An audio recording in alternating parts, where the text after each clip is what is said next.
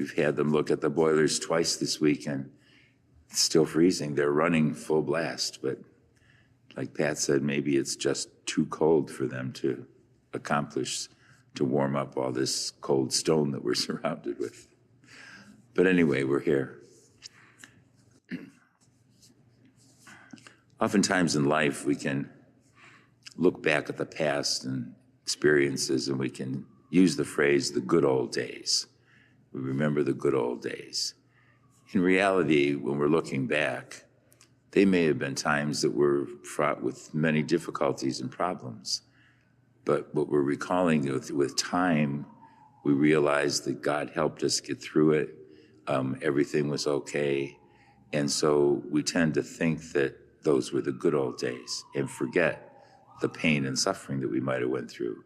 And even the difficulties we were going through, if it all turned out well, then we have a whole different feeling. If we become ill and suffer for several months, it's tough to go through. But we might be remembering more the healing part than we did the suffering part. And I think that's what's happening here in the scriptures today, in the letter to the Hebrews.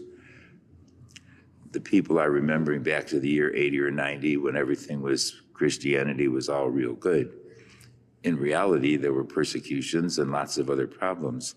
And as he goes on to say, you even rejoiced when they took your property. You suffered with God. He's trying to remind them of how they placed their trust in God, and they need to do that again because now they're encountering other problems in the church.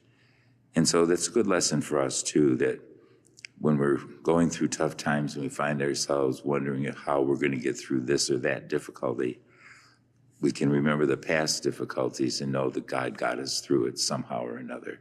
His divine providence is always with us. In the gospel, Jesus talks about the farmer. It's a lot of work plowing a field and planting seeds and everything else, getting it ready for a harvest. It's a lot of backbreaking work.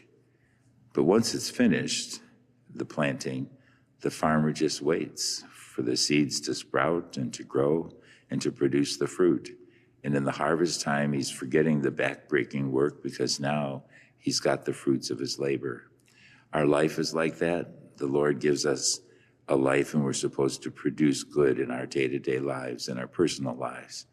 And the day will come when we will be the harvest, and he will take us into his kingdom in heaven, and we'll rejoice and look at us and say, well done, good and faithful servant. Hopefully those are the words the Lord will say to us. So the scriptures today have just a reminder that whatever we're going through, do it with God. Remember that the good old days maybe weren't as good as we think, and maybe these are the good old days of the future. Let us stand and offer our prayers and petitions.